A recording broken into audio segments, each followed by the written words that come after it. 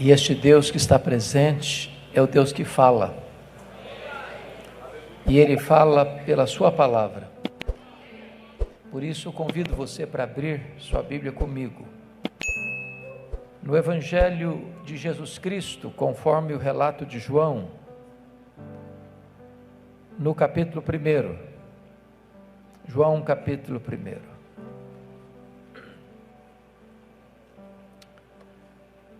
Quando me aproximei do púlpito,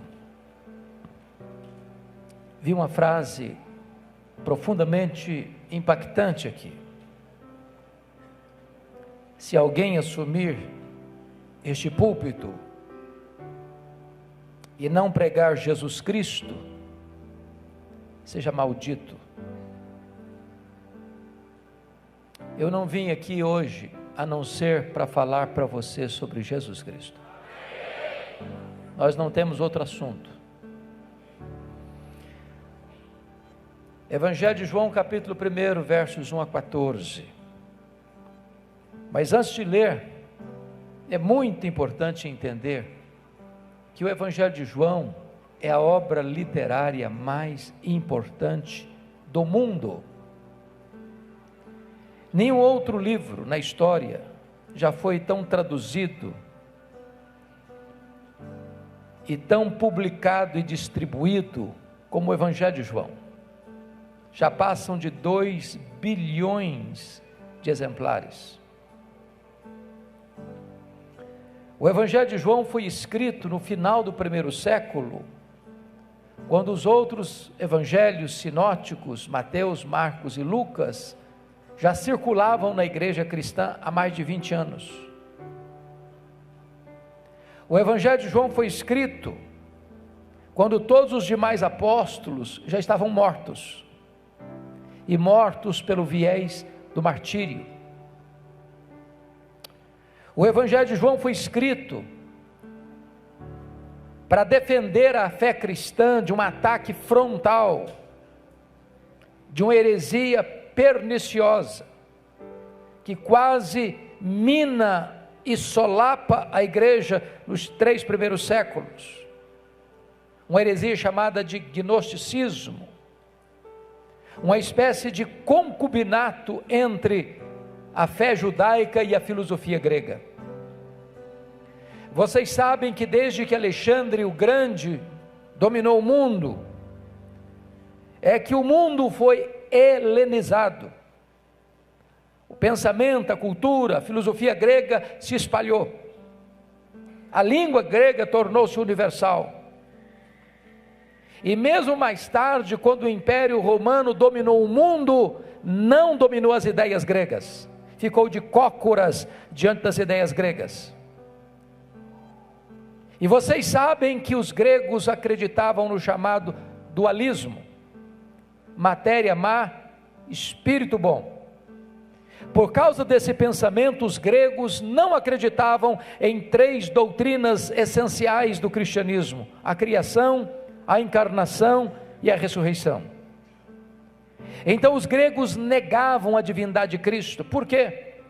Pensavam eles: se ele tem um corpo, e o corpo é material, físico, e a matéria é má, então não pode ser Deus.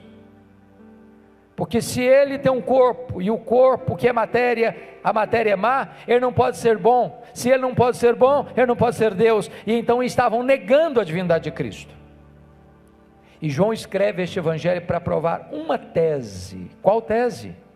A tese de que Jesus Cristo é verdadeiramente Deus, sem deixar de ser verdadeiramente homem. Então, João acende as luzes do palco, abre as cortinas da eternidade e revela-nos o nosso glorioso Redentor assim: no princípio era o Verbo, e o Verbo estava com Deus, e o Verbo era Deus. Ele estava no princípio com Deus. Todas as coisas foram feitas por intermédio dele, e sem ele nada do que foi feito se fez. A vida estava nele, e a vida era a luz dos homens. A luz resplandece nas trevas, e as trevas não prevaleceram contra ela. Houve um homem enviado por Deus, cujo nome era João. Este veio como testemunha para testificar da luz, a fim de todos virem a crer por intermédio dele. Ele não era luz, mas veio para testificar da luz, a saber, a verdadeira luz que vinda ao mundo ilumina a todo homem. O Verbo estava no mundo, o mundo foi feito por intermédio dele, mas o mundo não o conheceu.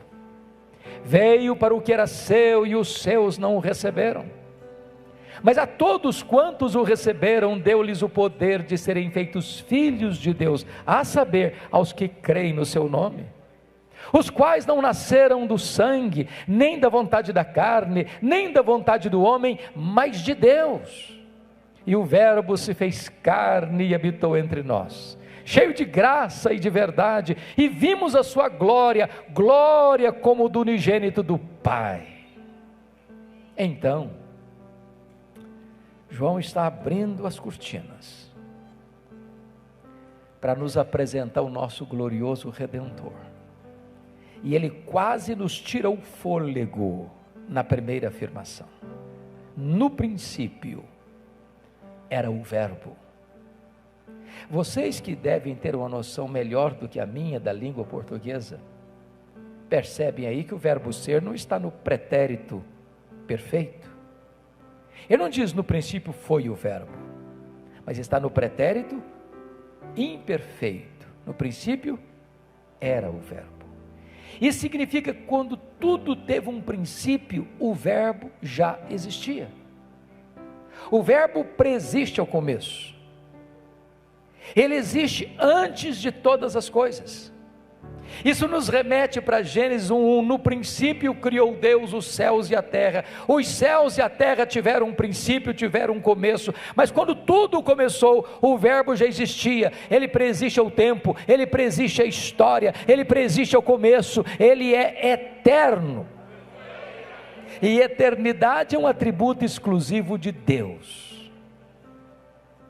Eu confesso para vocês que nós entendemos tempo, mas nós não entendemos eternidade. Eu explico. Um pensador grego chamado Aristóteles escreveu um livro difícil de ler, importante de ser lido, As Categorias de Aristóteles. E ele diz que você e eu só entendemos as coisas dentro de categorias humanas, de tempo, de espaço, de tamanho. Eu entendo tempo, eternidade não, e eu explico. Se eu perguntar para você, se você tirar um dia de 1 milhão de anos, você não tem 1 milhão de anos mais, certo? Óbvio, claro. Mas se eu lhe perguntar, se você tirar 1 milhão de anos da eternidade, quanto lhe resta? A eternidade. E se eu tirar da eternidade 1 bilhão de anos, quanto sobra? A eternidade. E se for 1 trilhão de anos, quanto sobra? A eternidade. Logo, eternidade não é tempo. Logo, você e eu não entendemos bem o que é eternidade. Sabem por quê? Porque eternidade é um atributo exclusivo de Deus. O verbo é eterno. João prossegue e diz: e o verbo estava com Deus. Essa expressão na língua grega, pros tonteon, significa face a face com Deus. Se Deus é uma pessoa e Deus é, e se o verbo estava face a face com Deus, logo o verbo não é um ser impessoal como pensavam os gregos. Ele é um ser pessoal. Pessoal. Na verdade, ele é coigual, ele é coeterno, ele é consubstancial com o Pai, ele é Deus de Deus e luz de luz. Ele estava não abaixo, não acima, ele estava face a face com Deus. O verbo estava com Deus. Mas finalmente João diz assim: e o verbo era Deus. Não um ser inferior a Deus, como pensava Ário de Alexandria, não um ser superior aos anjos apenas, mas um ser da mesma essência de Deus, da mesma substância de Deus, tendo os mesmos atributos de Deus e realizando as mesmas obras de Deus. Então eu preciso concordar com o pensamento, com o pensador irlandês C.S. Lewis, quando disse assim: com respeito a Jesus, você só tem 3 opções: ou ele é um mentiroso, ou ele é um louco, ou ele é Deus. Se ele não é quem ele disse ser, ele é um mentiroso. Se ele não é quem ele pensou ser, ele é um louco. Mas se ele é quem ele disse ser, então ele é Deus. Foi ele quem disse: quem me vê a mim, vê o Pai, porque eu e o Pai somos um. E João diz assim no verso 2: ele estava no princípio com Deus. Que princípio? No princípio criou Deus os céus e a terra, pois o nosso glorioso Redentor estava lá, quando todas as coisas foram criadas. Mas ele não estava lá passivamente, não. O verso 3 diz que todas as coisas foram feitas por ele, ou criadas por ele, e nada do que foi feito sem ele se fez. Aqui tem uma verdade gloriosa, espantosa, revolucionária.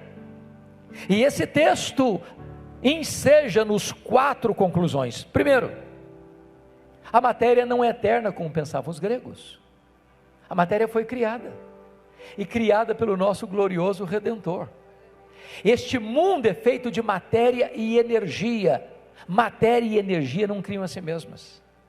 Esse mundo é governado por leis. Leis não criam a si mesmas. Logo, alguém maior do que a matéria, independente da matéria, criou a matéria e estabeleceu leis para governar o universo. Este é o nosso glorioso Redentor.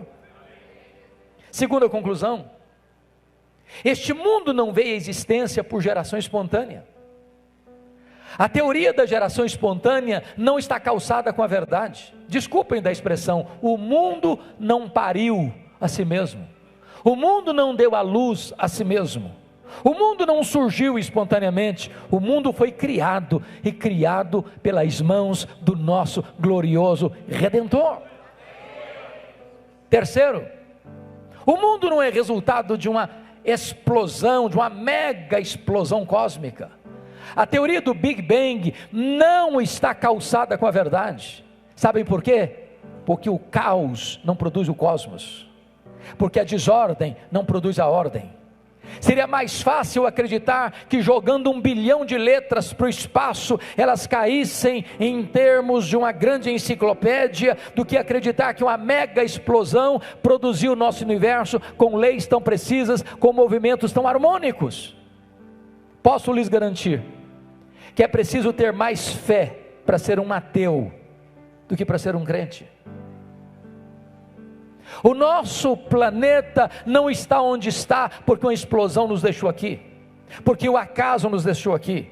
Foram as mãos do nosso Criador que nos colocou aqui. Até porque se nós estivéssemos mais perto do Sol, nós morreríamos queimados. Se nós estivéssemos mais longe do Sol, nós morreríamos congelados.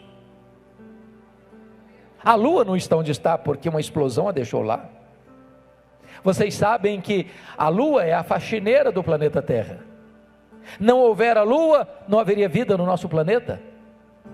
Vocês sabem que as fases da Lua são responsáveis pelas marés, e se não fossem as marés, as nossas praias se encheriam de lixo, e a vida seria impossível no nosso planeta. Não foi o acaso que colocou a Lua onde ela está, foram as mãos do nosso glorioso Redentor.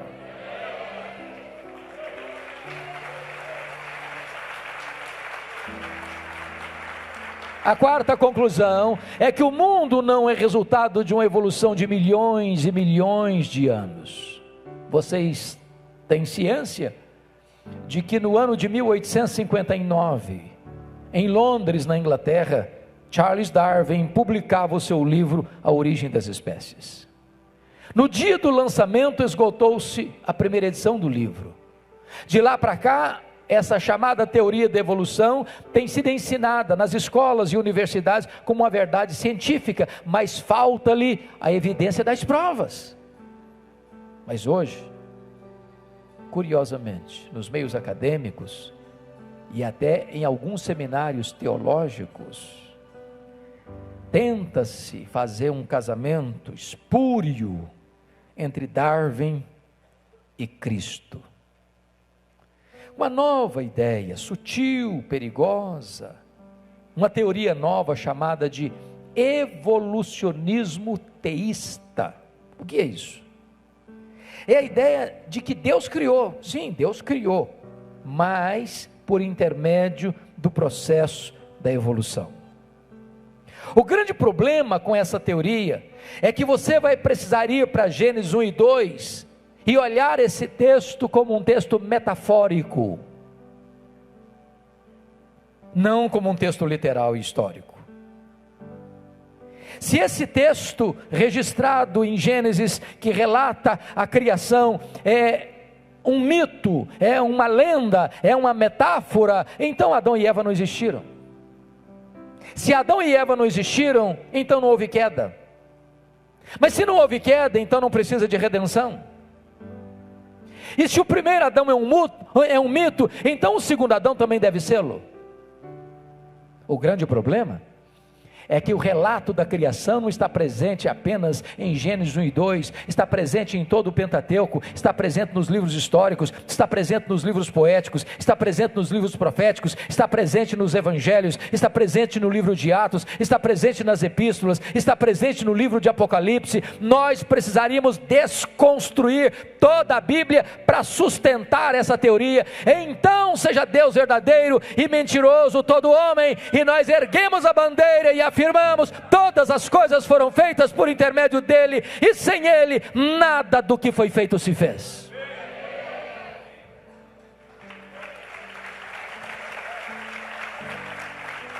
Mas uma pergunta se faz necessária: quão grande é esse universo que surgiu das mãos do nosso glorioso Redentor?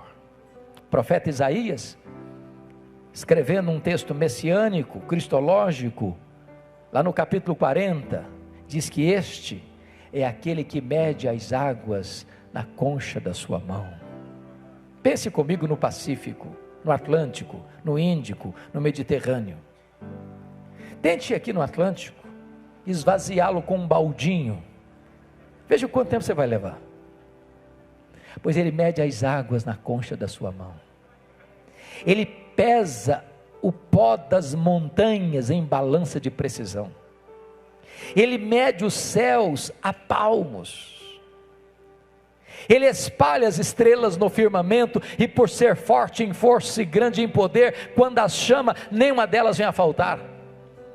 Ele olha para as grandes nações da terra, as grandes potências econômicas e militares, e considera todas elas como um pingo que cai de um balde, como um pó numa balança de precisão, como um vácuo, como nada, como menos do que nada, pois este é o seu glorioso Redentor.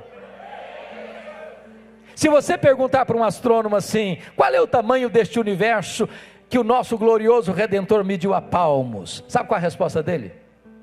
Eu não sei. Mas quando ele diz eu não sei, ele não está confessando uma ignorância absoluta, não. É que nenhum homem, por mais robusto que seja o seu conhecimento, ou por mais peregrina que seja a sua mente, não, jamais é capaz de afirmar qual é o último limite do universo, porque esta é uma matéria ainda em estudo. Mas eu posso lhes garantir que o universo tem um limite, porque ilimitado só Deus o é. Porém, o que os cientistas já sabem e afirmam é que o nosso universo tem em torno de 93 bilhões de anos-luz de diâmetro. O que significa isso? Significa que se você voar a velocidade da luz, 300 mil quilômetros por segundo, nessa velocidade, você demoraria mais de 93 bilhões de anos para ir de uma extremidade à outra do universo.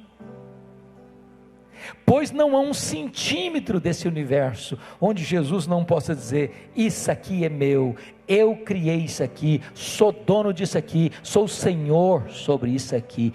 Este é o seu glorioso Redentor. Pergunte para um astrônomo quantas estrelas existem. Sabe qual é a resposta dele? Eu não sei.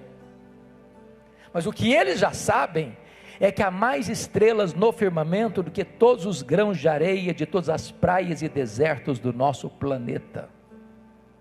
Vá um dia à praia, encha a concha da sua mão de areia, leve para casa e bote numa tábua de vidro, conte quantos grãos de areia você consegue colocar na concha da sua mão, pois há mais estrelas no firmamento que todos os grãos de areia de todas as praias e desertos do nosso planeta.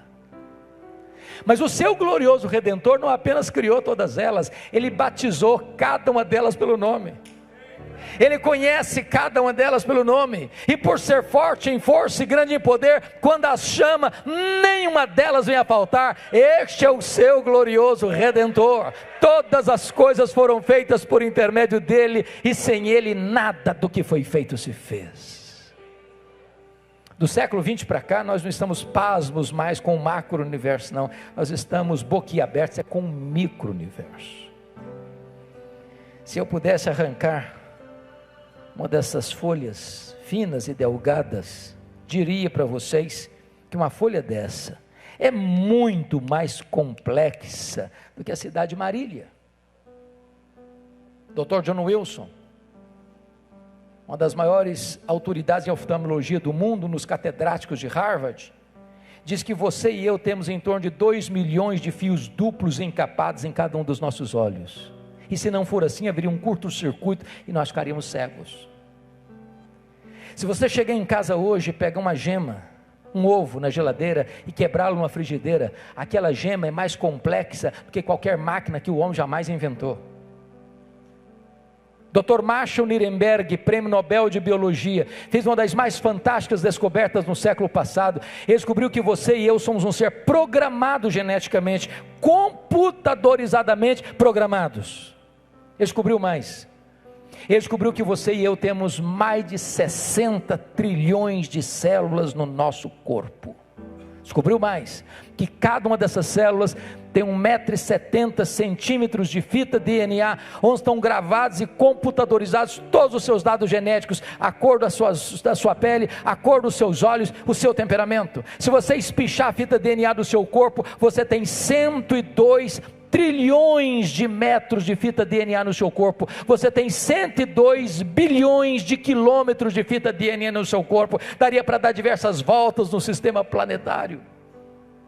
O Dr. Lowe vai dizer que códigos de vida não se originam espontaneamente, não se originam de uma explosão, não se originam de uma evolução de milhões e milhões de anos. Códigos de vida foram plantados em você pelo Deus Todo-Poderoso, Criador dos céus e da terra, e este é o nosso glorioso Redentor. Todas as coisas foram feitas por intermédio dele, e sem ele nada do que foi feito se fez. João vai para o verso 4 e quase nos tira o fôlego de novo, quando ele diz assim: a vida estava nele, e a vida era a luz dos homens. Sabe o que significa isso? Todos os seres que existem, anjos, homens, animais, só têm vida, porque receberam vida dele. Ele, entretanto, é autoexistente. Ele não deriva sua vida de ninguém, ele é a fonte da vida. Alguém pergunta: quem criou Deus? Resposta: ninguém. Ninguém, ele não foi criado, ele é o Criador. Alguém pergunta assim: mas quando ele passou a existir? Não, ele não passou a existir, ele é o Pai da eternidade.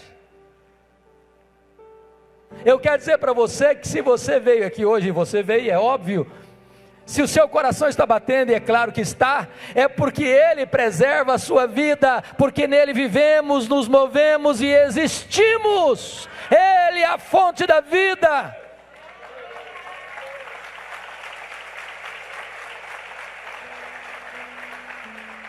Mais do que isso, ele é a luz dos homens, e a luz resplandece nas trevas, e as trevas não prevaleceram contra ela. Sabe o que significa isso? Jesus não se intimida com trevas, Jesus não tem medo das trevas, por mais trevosa que seja a treva, as trevas têm que se recuar diante dele, porque ele é a luz. Não tem pecado que Ele não perdoe, não tem vício que Ele não trate e cure, não tem casamento quebrado que Ele não restaure, não tem pecador tão profundamente arruinado que Ele não perdoe e salve. Para Ele não tem causa perdida, para Ele não tem vida irrecuperável. Ele é a luz e a luz prevalece sobre as trevas.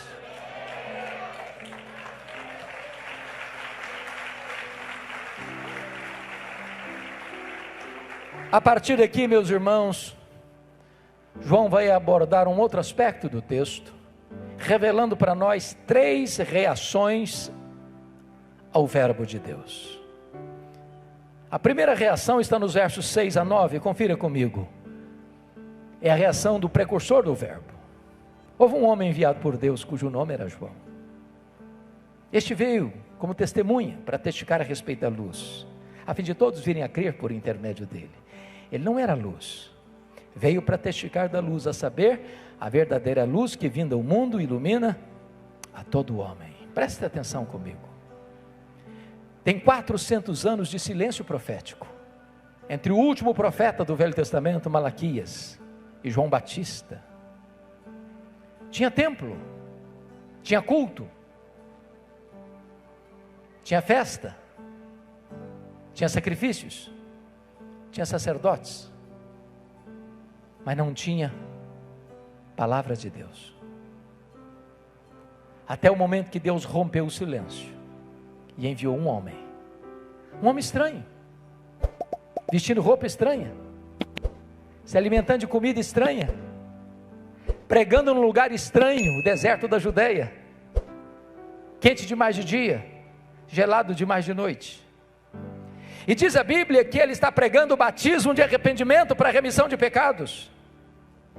E diz a Bíblia que as multidões fluem aos borbotões para o deserto para ouvi-lo, confessando os seus pecados, recebendo o batismo de arrependimento. E de repente João olha aquela massa humana chegando, multidões e multidões. Quem está vindo? Os soldados, os publicanos, os fariseus, os saduceus. E quando ele percebe que no meio daquela massa humana, fariseus e saduceus estão chegando, junto com eles, ele se dirige à multidão assim: raça de víboras, quem vos induziu a fugir da ira vindoura? Produzir frutos dignos de arrependimento, porque o machado já está posto à raiz das árvores. Aquele que não produzir bom fruto é cortado e lançado fora e no fogo. E de repente, no meio da multidão, surge um bochicho que vai circulando entre a multidão, com uma pergunta sedosa, aveludada, tentadora, perigosíssima, que beija os ouvidos de João Batista com a seguinte pergunta: porventura tu não és o Cristo? Olha a tentação aí, olha o perigo aí, olha a tendência de botar um homem no pedestal aí. Se João tivesse engolido a isca, ele teria falado assim: bom, na verdade eu sou um fenômeno, eu sou um mito.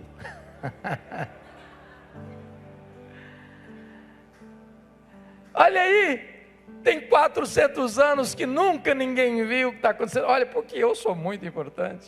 De fato, eu acho que eu sou o Messias mesmo, eu acho que eu sou o Cristo mesmo. Mas ele não engoliu a isca não, ele foi categórico e diz: eu não sou o Cristo, eu não sou o verbo, eu sou apenas uma voz que clama no deserto. Eu não sou a luz, eu vim apenas para testificar da luz, a verdadeira luz que vinda ao mundo ilumina todo homem. Eu não sou o noivo, eu sou apenas amigo do noivo. Eu batizo com água, mas aquele que vem depois de mim é mais poderoso que eu, e ele vos batizará com o Espírito Santo e com fogo. Eu não sou nem digno de me curvar, desatar a correia das suas sandálias. Eu tenho um lema de vida: convém que ele cresça e que eu diminua. Sabe o que João está nos ensinando? Nunca queira receber a glória que só pertence a Jesus. Nunca queira ocupar um lugar onde Deus nunca colocou você.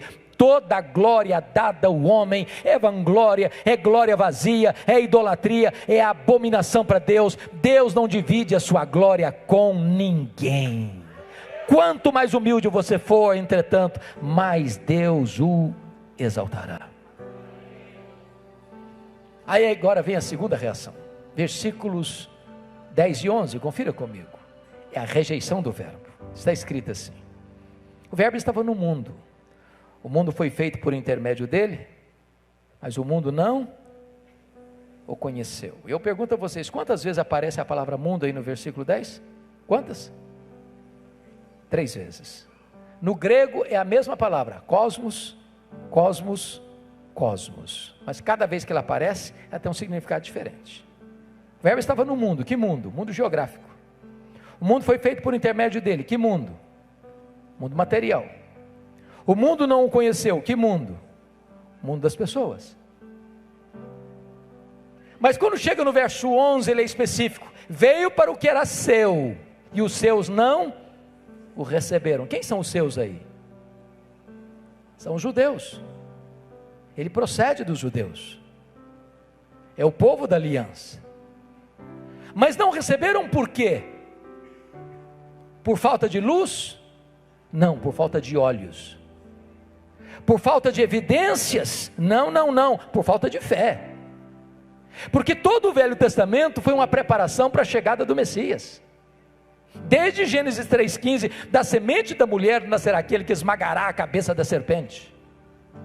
Os patriarcas apontaram para ele, os profetas descreveram a ele. Ele era simbolizado pelo Cordeiro da Páscoa, ele era simbolizado pelo tabernáculo, ele era simbolizado pela arca da aliança, ele era simbolizado por aquilo que estava dentro da arca, o vaso com maná, a vara seca de Arão que floresceu e as tábuas da lei. Ele era simbolizado pela tampa da arca, o propiciatório. Ele era simbolizado pelas festas de Israel, ele era simbolizado pelos sacrifícios do templo, ele era simbolizado pelo sábado. Tudo era sombra da realidade que é ele, e que diz a Bíblia, na plenitude dos tempos ele veio, nascido de mulher, nascido sob a lei, para ser o nosso Redentor. Ele andou entre nós, fazendo as obras de Deus. Os cegos viram, os surdos ouviram, os mudos falaram, os coxos andaram, os leprosos foram purificados, os mortos ressuscitaram, e ele foi à cruz, e ele morreu por nós, e ele ressuscitou, e ele voltou para o céu, e ele derramou o Espírito Santo, e ele está sentado no trono, e ele governa as nações, e ele vai voltar fisicamente, pessoalmente, visivelmente, inesperadamente, repentinamente, inescapavelmente,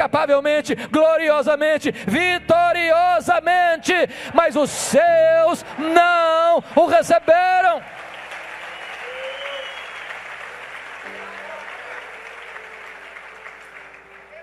Uma das maiores angústias que nós temos é perceber que esta venda ainda está nos olhos do seu povo. Todos os anos eu levo uma caravana a Israel, uma vez por ano, e a minha maior tristeza é chegar lá e perceber que eles ainda estão esperando o Messias, que já veio. Outra tristeza, pastores, que me dá, é perceber quantos pastores e líderes do Brasil vão para Israel, fazendo uma espécie de peregrinação sagrada. Crente não faz peregrinação sagrada. Sagrado não é a geografia, sagrado é a presença do nosso Deus. É muito triste constatar que muitas igrejas evangélicas no Brasil estão se tornando igrejas judaizadas, importando os utensílios do templo, as festas de Israel, a liturgia de Israel, como se isso fosse um upgrade na fé cristã. Isso é retrocesso, isso é voltar para a sombra. Basta ler a carta aos Hebreus. O que foi a carta aos Hebreus?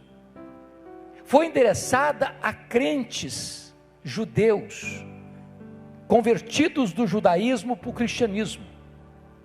E em face da perseguição que veio, esses crentes estavam deixando o cristianismo de volta para o judaísmo. E o autor aos Hebreus escreve dizendo o seguinte: voltar para o judaísmo depois de ter abraçado a Cristo é apostasia. Por quê? Porque Jesus é melhor do que os profetas, porque Jesus é melhor do que os anjos, porque Jesus é melhor do que Moisés, porque Jesus é melhor do que Arão, porque Jesus é melhor do que Josué, porque o sacrifício de Jesus é superior ao sacrifício dos cordeiros do templo, porque a nova aliança inaugurada no sangue de Jesus é superior à velha aliança. Jesus nos basta. Há poucos dias, eu fui conversar com um colega pastor, tem mais anos de ministério que eu, e eu perguntei assim: e aí, meu irmão, está tudo bem? Ele me respondeu assim: está muito bem, eu acabo de chegar de Israel. Falei: que bom, como é que foi a viagem? Ele me respondeu assim: não, eu só fui lá jejuar debaixo dos céus de Jerusalém. Aí eu não me aguentei. Ele disse: mas pastor, que jejum caro! Que jejum caro!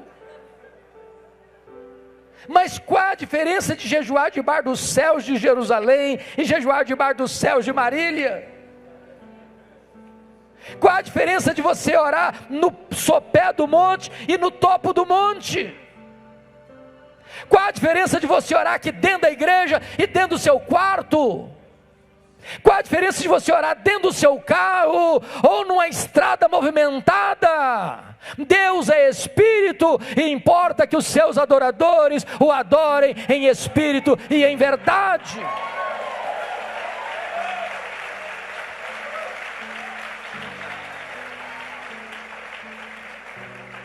Mas agora então vem a última reação, é a aceitação do verbo. Confiram comigo, versos 12 e 13. Talvez a mais importante adversativa deste evangelho está no verso 12. Mas a todos quantos o receberam, deu-lhes o poder de serem feitos filhos de Deus, a saber, aos que creem no seu nome. Pergunta: todos quantos? Todos quem? E a resposta é: todos judeus, todos gentios, todos homens, todos mulheres, todos crianças, todos adolescentes, todos jovens, todos adultos, todos velhos, todos ricos, todos pobres, todos brancos, todos amarelos, todos pardos, todos negros, todos daqui, todos dali, todos dalém. Não importa de onde você vem, não importa para onde você vai, se você receber a Jesus, você é feito filho de Deus. É óbvio, portanto, que nem todos são filhos de Deus. Entender isso, irmãos, é a verdade mais bendita para o nosso coração. Eu acho que isso cura os traumas da alma, de autoestima achatada, complexo de inferioridade. Porque tem crente, meus irmãos, convenhamos, parece que sente uma espécie de dor de cotovelo. Ao ler Caras, ao ler Forbes, jogadores famosos, artistas famosos, nos seus jatinhos particulares, nos seus iates, nas suas mansões, e ele crente passando uma magrela. Deixa eu dizer uma coisa para você: se você é filho de Deus, corre nas suas veias mais do que sangue azul. Você é filho do Rei dos Reis, do Senhor dos Senhores. Nem todo ouro da terra é capaz de comprar a posição que você recebeu de graça, quando você creu em Jesus Cristo, o nosso Senhor. Todos quantos o receberam, deu-lhes. Quem dá esse privilégio é Deus, e se é Deus quem dá, ninguém pode tirar de você, ninguém. João explica melhor no verso 13, para não haver dúvidas aqui do que ele está falando. Os quais não nasceram de quê? Do sangue. Sabe o que significa isso? Ser filho de Deus não é hereditário, não é hereditário. Você pergunta assim para alguém: você é filho de Deus? Claro que eu sou filho de Deus, meu pai é o pastor da igreja, minha mãe dirige o círculo de oração. Tá bom, é uma benção você ter um pai que é pastor, sua mãe é uma mulher de oração, mas isso não faz de você filho de Deus, não.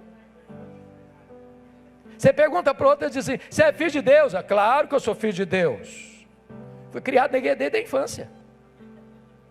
Ser criado na igreja desde a infância também é uma grande bênção, mas isso não faz de você filho de Deus. Você é filho de Deus? Um responde: claro, eu sou calvinista reformado. Ser calvinista reformado não faz de você filho de Deus. Aí você pergunta: você é filho de Deus? Claro, eu sou um arminiano convicto. Bom, ser arminiano convicto não faz de você filho de Deus. Você é filho de Deus? Claro, eu sou batista. É uma bênção, mas isso não faz de você filho de Deus, não. Você é filho de Deus? Claro, eu sou presbiteriano, sou assembleiano, sou metodista, sou católico. Isso não faz de você filho de Deus. Se é verdade o adágio popular que filho de peixe é peixinho, filho de crente não é crentinho. Para ser filho de Deus tem que nascer de novo, tem que nascer da água e do Espírito, tem que nascer de cima, tem que nascer de Deus, tem que ser nova criatura.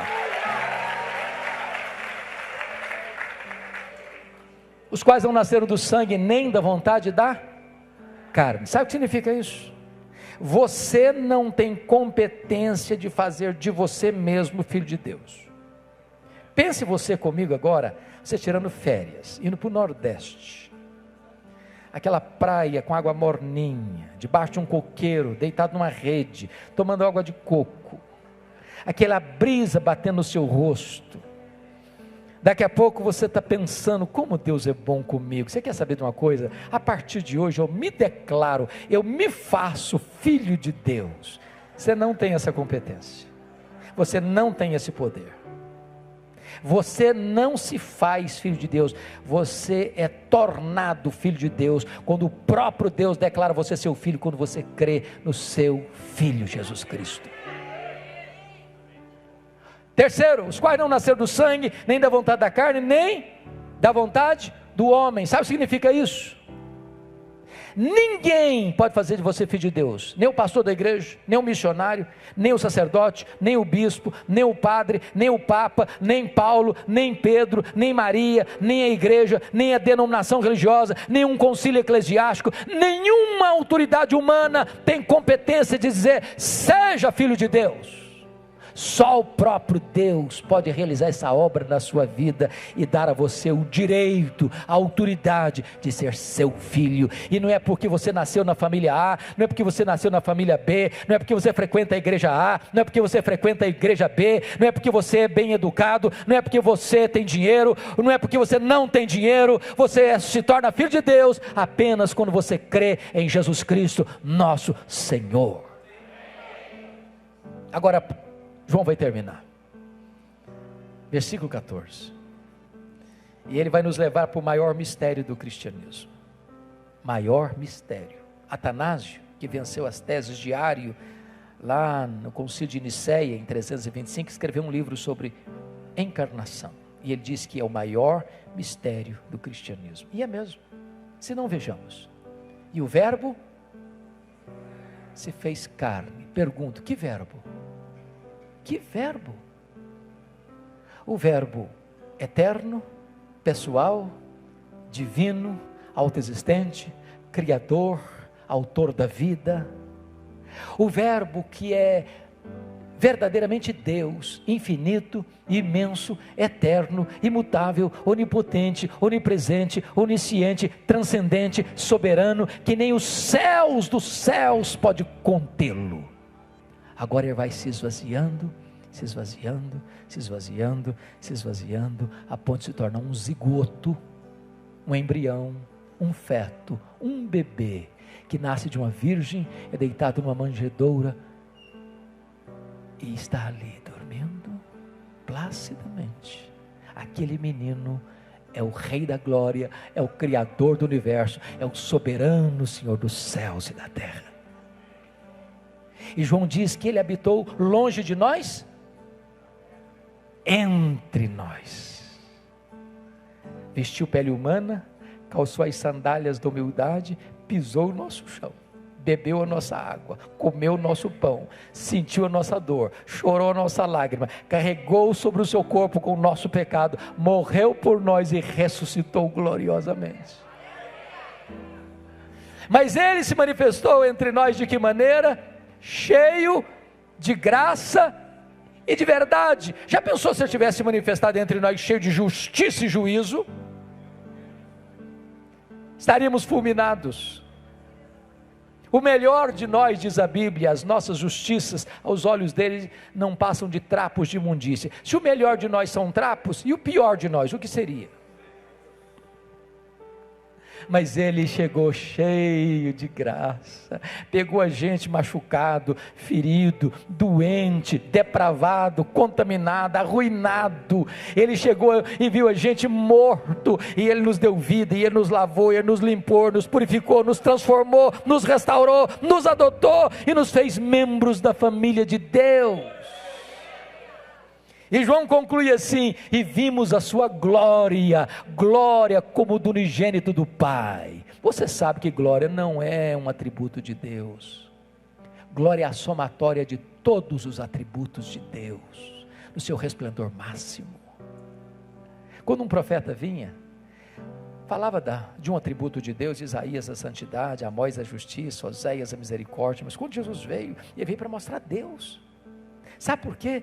Porque ele é o resplendor da glória, ele é a exata expressão do ser de Deus. Nele habitou corporalmente toda a plenitude da divindade. Ele diz: quem me vê a mim, vê o Pai, porque eu e o Pai somos um. Você quer saber quão maravilhoso é Deus? Olha para Jesus. Você quer saber quão santo é Deus? Olha para Jesus. Você quer saber quão amoroso é Deus? Olha para Jesus. Você quer conhecer Deus? Olha para Jesus. Então eu disse para vocês no começo, que João escreveu este evangelho para quê? Para provar uma tese. Qual tese? Jesus Cristo é Deus. Como é que ele provou essa tese até agora? De duas maneiras. Primeiro, ele é Deus porque ele tem os mesmos atributos. Segundo, ele é Deus porque ele faz as mesmas obras. Quando você examina o evangelho todo, ele vai seguir a mesma linha. Sabe o que João vai fazer? Ele vai pegar 7 milagres para registrar. Por que 7? 7 é o número da perfeição. Por que milagres? Porque são obras de Deus. Primeiro milagre, capítulo 2, transforma água em vinho. Segundo milagre, capítulo 4, ele cura o filho oficial. Terceiro milagre, capítulo 5, ele cura um paralítico em Betesda. Quarto milagre, ele multiplica pães e peixes, no capítulo 6. Quinto milagre, ele anda sobre o mar, capítulo 6. Sexto milagre, capítulo 9, ele cura um cego de nascença. Sétimo milagre, capítulo 11, ele ressuscita Lázaro. Se ele faz as obras de Deus, logo ele é Deus. Mas João vai provar também que ele é Deus, porque ele tem os mesmos atributos. O que João vai fazer? Ele vai pegar João 8,58, antes que Abraão existisse, eu sou, é o nome de Deus no Velho Testamento, revelado a Moisés. É o Iavé, é o Javé, porque Iavé e Javé são parecidos, porque a letra J e a letra I no hebraico é a mesma letra. Então preste atenção no que eu vou dizer aqui. Quando você pega as vogais de Yahvé ou Javé, com as consoantes de Adonai, e junta, você forma o nome Jeová, pois Jesus é o Jeová do Velho Testamento. O que João vai fazer? Selecionar 7 declarações de Jesus: eu sou. Primeira declaração, João 6,35, eu sou o pão da vida. Segunda declaração, João 8,12, eu sou a luz do mundo. Terceira declaração, João 10,9, eu sou a porta. Quarta declaração, João 10,11, eu sou o bom pastor. Quinta declaração, João 11,25, eu sou a ressurreição e a vida. Sexta declaração, João 14,6, eu sou o caminho e a verdade e a vida. Sétima declaração, eu sou a videira verdadeira e o meu pai o agricultor. Se ele tem os mesmos atributos de Deus, logo ele é Deus. Está provada a tese de João. Mas para encerrar, uma coisa me intriga demais. Sabe o que me intriga? Dessas 7 declarações, uma ele compartilha com a igreja. Só uma. Por exemplo, ele diz em João 8,12, eu sou a luz do mundo. Mas ele diz em Mateus 5,14 assim, vós sois a luz do mundo. Em lugar nenhum Jesus disse para a igreja assim: vós sois o pão da vida. Em lugar nenhum. Ele disse assim: vós sois a porta, vós sois o bom pastor, vós sois a ressurreição e a vida, vós sois o caminho, a verdade e a vida, vós sois a videira verdadeira. Ele nunca disse isso, mas ele disse: eu sou a luz do mundo. E ele diz também: vós sois a luz do mundo. Como entender isso? Para explicar-lhe, faço duas perguntas. Primeira: o sol brilha? Sim, o sol brilha. Por que o sol brilha? Porque o sol tem luz própria. Sabe por que Jesus brilha? Porque ele é o sol da justiça. Ele tem luz própria. Ele é a luz que vinda ao mundo ilumina todo homem. Segunda pergunta: a lua brilha? Resposta: sim, a lua brilha. Como é que a lua brilha? A lua não tem luz própria. A lua só brilha na medida em que ela reflete a luz do sol. Agora preste atenção. Jesus é luz do mundo num sentido em que a igreja não é luz do mundo. A igreja não tem luz própria. A igreja só é luz do mundo na medida em que ela reflete no mundo a luz de Cristo, o sol da justiça. Sabe qual é o seu e o meu papel? É sair pelas ruas, pelos becos, pelas praças, pelas casas, pelos condomínios, pelas faculdades, pelos hospitais, pelo comércio, pela indústria, pelos campos, levando esta luz e deixando esta luz brilhar, a luz do nosso glorioso